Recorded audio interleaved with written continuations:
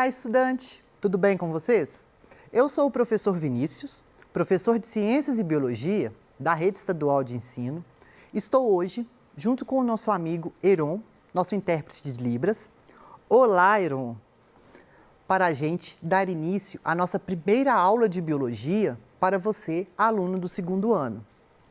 Nós vamos, então, continuar falando sobre as plantas. Lembram lá na última aula do ciclo 4, onde nós falamos sobre a origem e a evolução das plantas? Então, a partir daí, nós vamos falar então dessa diversidade, desse reino fantástico, igual eu falei com vocês, que eu já sou fascinado com o reino planta. Então, vamos lá. Hoje, vamos falar das plantas avasculares. E vamos então conhecer a diversidade das plantas e observar os órgãos vegetativos e de reprodução dos diferentes grupos de vegetais. Lembram lá na aula onde eu falei que o reino planta, ele é dividido em 4 grupos? Vamos lembrando comigo. Briófitas, pteridófitas, gimnospermas, angiospermas. Lembram? Então, hoje nós vamos falar de briófitas, que são as plantas avasculares. Mas o que vão ser isso? Quais vão ser as características gerais? Nós sabemos que as briófitas são plantas, então, que vão ser as primeiras plantas verdes, que nós assim chamamos, né? As plantas pluricelulares e terrestres, que vão começar a conquistar o ambiente terrestre. Então, elas vão ficar em um seu ambiente de transição entre, então, o ambiente aquático e o ambiente terrestre. Se fôssemos comparar as briófitas a animais, nós poderíamos falar que as briófitas correspondem aos anfíbios. Mas como assim, Vinícius? Anfíbio não vai viver, ele não vai ficar naquela linha de transição lá? Parte da vida na água, parte da vida na terra, conseguem viver, então necessitam de ficar nesses ambientes úmidos. Então, as plantas, como não vão se movimentar, né, elas não vão ficar andando uma hora cá, outra hora lá, elas vão necessitar, então, desse ambiente úmido e sombreado, porque elas vão ficar, então, nessa transição. A transição, então, para o quê? Do ambiente aquático para o ambiente terrestre. Elas são avasculares, lembram? Avasculares são aquelas plantas, então, que não vão possuir tecidos de vascularização. Elas não vão possuir tecidos que vão transportar água e os fotoassimilados, que nós chamamos, ou a seiva elaborada, que são os nutrientes provenientes da fotossíntese. Então, elas vão fazer isso célula a célula, tá? Isso vai o quê? Impedir com que elas tenham um grande porte. Elas não vão possuir tubo polínico, então não vão possuir grão de pólen. Dependem da água para a reprodução, nós vamos ver, porque a água é quem vai carregar, vai transportar o gameta masculino até o gameta feminino, tá? A água, ela vai transportar o gameta, mas a fecundação vai ser uma fecundação interna. Não é fecundação externa, não. Nós vamos ver isso daqui mais para frente. Elas são plantas que nós chamamos de criptógamas. Vamos lembrar dos nomes? Criptógamas, que vão ser o quê? Órgãos sexuais ocultos. Então, nós não conseguimos diferenciar, nós não conseguimos visualizar se vai ser masculina ou feminina, tá? A fase gametófita, tá? Ela vai ser duradoura. Então, quando a gente vê, se a gente sabe que a fase gametófita é duradoura e permanente, eu consigo ver o quê? A maior parte da vida dessa planta vai ser o quê? Gametófita. Então, se eu estou vendo lá essa planta, geralmente eu estou vendo o gametófito, tá? E o esporófito, a fase esporófita, tá? Ela vai ser dependente. Nós vamos ver o porquê disso. Detalhe, por que vai ser dependente? Porque o esporófito não faz fotossíntese. O esporófito vai ser heterótrofo, tá? Não é autótrofo. Quem realiza a fotossíntese vai ser o gametófito. Tá? Vinícius, muita informação. Calma, que nós vamos ver aqui detalhadamente. Então, essas são as características gerais das briófitas. Elas podem ser classificadas em alguns grupos, em alguns filos, que vão ser filo briófita, tá? Que vai ser representada pelos musgos, que é o que nós mais conhecemos. O filo antocerófita vai ser os antóceros, que são esses daqui. E o filo hepatófita, que é o que vai representado pelas hepáticas. Todas essas daqui são briófitas, que são plantas avasculares, tá? Mas a gente é mais comumente conhecida, que a gente conhece, é o musgo. Então, vamos lá. Como que é a estrutura geral? Vamos pegar aqui, então, um musgo, para a gente entender como que vai funcionar. Estrutura geral de um musgo. Eu tenho aqui, então, rizóide, eles não vão possuir órgãos, tá? Não possuem raiz, nem caule, nem folha. Possuem estruturas de fixação, que são chamadas de rizóide, estruturas responsáveis em fazer a sustentação e tudo mais, que é o cauloide, como se fosse o caule, e o filóide, que são como se fossem as folhas, responsáveis em fazer fotossíntese, tá? Então, rizóide, filóide e cauloide não são raiz, caule e folha, tá? Essa parte verdinha aqui é o que a gente conhece, isso daqui vai ser o que? A fase gametófito. Isso é o gametófito. E o gametófito, ele é haploide, tá? Por isso que eu coloquei aqui N. Então, a maior parte da vida de uma briófita vai ser haploide. Nós vamos ver o porquê. Isso daqui, Vinícius, eu já vi alguns musgos aqui assim com esse negocinho marrom. Então, esse negocinho marrom, você não vai chamar mais de negocinho marrom, vai ser o quê? O esporófito. Ele vai ser diploide, tá? O esporófito, então, tem essa estruturazinha, que vai ser a seta, a cápsula, e envolvendo a cápsula é o que nós chamamos de calíptra. Só que a calíptra, ela vai ser N, vai ser haploide. Por quê, Vinícius? Porque na hora que o esporófito vai se desenvolver, a primeira que vai se formar como uma forma de proteção vai ser a calíptra. Por isso que ela é N. Por isso que ela é haploide, tá? Então, esporófito, diploide, gametófito, haploide. Lembrando sempre, o esporófito, ele é dependente. Por isso que, ó, ele não vai desenvolver fora, ele desenvolve acima aqui do gametófito. Por isso ele é dependente, porque ele não faz fotossíntese. Já no esporófito, vai ser a estrutura responsável em produzir esporos, que vai ser aqui, ó, na cápsula. Se a gente der um zoom aqui, ó, a cápsula, então, quando essa calíptra se rompe e ela vai liberar o quê? Esporos. Sendo que os seus esporos, eles são haploides. Nós vamos ver aqui o que vai acontecer para ele ser haploide. Então, lembrando, gametófito, haploide, rizóide, cauloide, filóide. Esporófito, diploide. Tem a seta e a cápsula, que vão ser diploide, 2 N's, e só a calíptra, tá? Que vai ser haploide. E nele, na cápsula, vai ser desenvolver os esporos, que vão ser liberados no meio.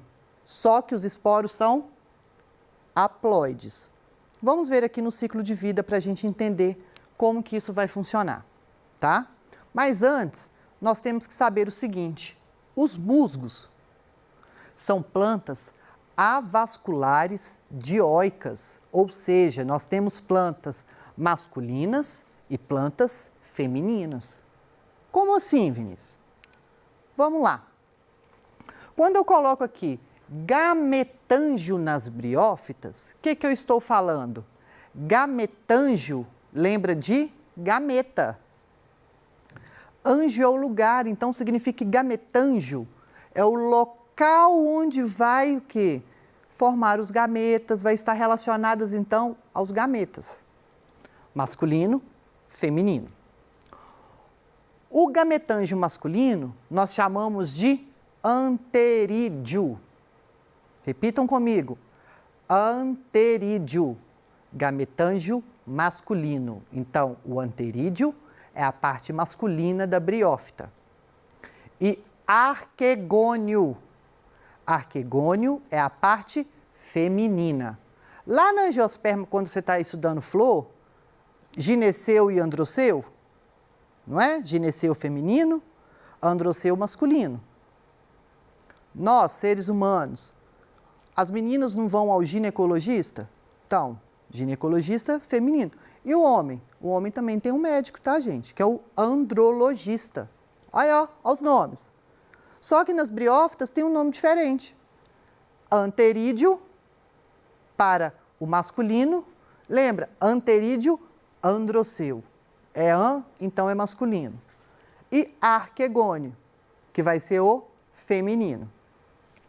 Dentro aqui, então, do anterídeo, eu vou ter os gametas, que vai ser o gameta masculino, que é esse daqui pequenininho, que na outra imagem eu vou mostrar ele maior para vocês, que tem um nome especial.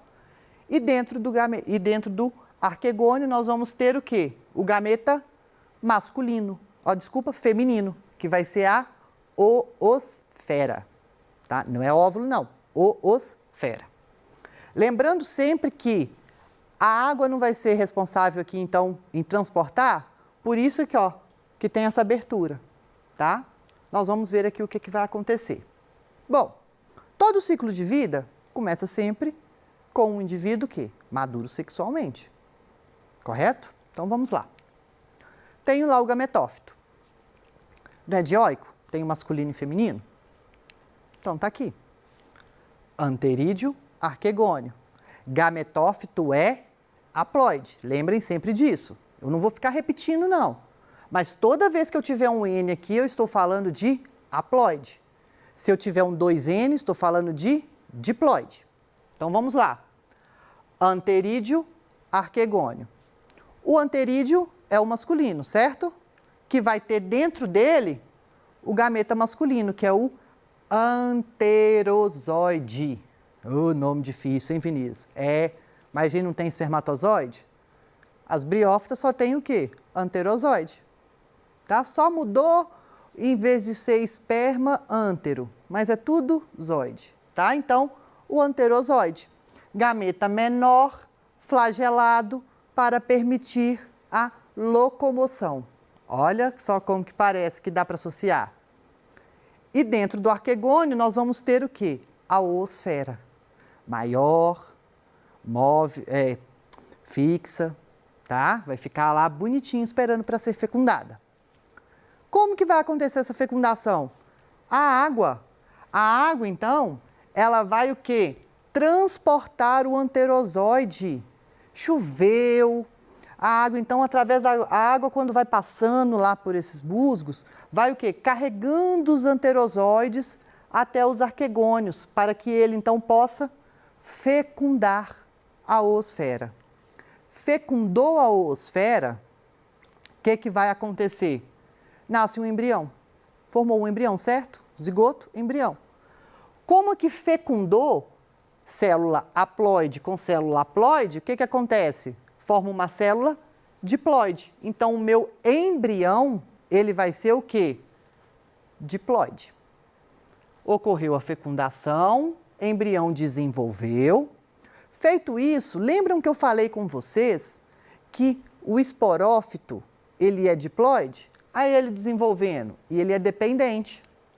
Forma então aqui, ó, o esporófito. O esporófito, ele vai ser dependente e diploide. Lembram aqui dessa estrutura? Cápsula e a calíptra. A cápsula, então, dentro da cápsula, eu vou ter o que? A produção dos esporos. Vinícius, e aí, o que vai acontecer? Mágica. Só que essa mágica tem outro nome. Chama-se meiose. Nos esporos, tá? Desculpa. Na cápsula, tá? Na cápsula aqui, então, do esporófito, vai acontecer a meiose espórica, ou seja, dentro aqui, essas células que vão formar os esporos, elas eram diploides e sofreu uma meiose. Por isso que os meus esporos liberados serão o quê? Haploides. Olha que interessante. A parte aqui, ó, do gametófito adulto até a fecundação, beleza, haploide. Depois a fase diploide dela é o quê? O embrião, desenvolvimento do esporófito. Amadureceu, calíptra saiu e ficou aberta aqui, lançou os esporos já são o quê? Haploides. O esporo, então, ele é germinado, feito, então, essa germinação, começa a se desenvolver, ó, fixa, tenho aqui, então, o protonema, tá? Que vai ser como se fosse uma planta, uma plantinha primitiva não, uma plantinha jovem, bebê, tá? Desenvolveu, vai dar origem ao protonema, onde eu tenho aqui os primeiros rizóides e o broto. Esse broto vai o quê? Surgiu o gametófito. E daí volta o ciclo todo de novo. Se a gente for pegar aqui esse ciclo, olha que interessante. Vamos usar aqui a tecnologia nova. Se a gente for pegar aqui o ciclo, daqui, ó, do gametófito, vamos pegar aqui, até aqui, eu sei que vai ser o quê? Haploide, fase gametófito. E aqui acaba, ó, a fase esporófito. Olha que interessante. Se a gente for pegar isso tudo aqui, ó, vai ser a minha fase o quê? Gametófito. Por isso que eu falo que a fase gametófito vai ser a fase duradoura, a fase haploide. E aqui, olha que tiquinho aqui a fase diploide. Tá vendo por que a gente fala isso? E as briófitas vão ser o quê? As únicas plantas que vão ter essa fase gametófito duradoura. Então, aqui a gente vai comparar a fase gametófito com a fase esporófito, né? Quanto o gametófito vai ser haploide, esporófito diploide, autótrofo, o esporófito é heterótrofo, o gametófito reproduz sexuadamente, o esporófito assexuadamente, o gametófito ele é independente, o esporófito ele é superdependente, gametófito duradouro, esporófito passageiro. Bom, então aqui só lembrando, gametófito e esporófito para a gente não esquecer. Vamos então praticar uma questão? O trecho abaixo é do livro Negrinha, de Monteiro Lobato. Veludo de muro velho é como chama Timóteo a essa mucínia invasora, filha da sombra e da umidade. E é bem isso, porque o musgo foge sempre aos muros secos, vidrentos, esfogueados de sol, para estender devagarinho o seu veludo pronunciador de tapeira sob os muros alquebrados de emboço, já carcomido e todo aberto em fendas. Poético. Então, o musgo citado pelo autor vai representar o quê? O que vai ser o musgo, gente? Nós sabemos que o musgo vai ser o gametófito da planta, certo? Que é a fase mais duradoura, o verde musgo, que está lá, lembra da musiquinha da aula passada? Então, vai ser o gametófito verde, haploide e duradouro. Chegamos ao fim da nossa aula. Espero que vocês tenham acompanhado. E vejo vocês, se tiver alguma dúvida, estarei hoje, então, no Tira Dúvida daqui a pouquinho. Mande pra gente que eu esclareço. Então, até mais!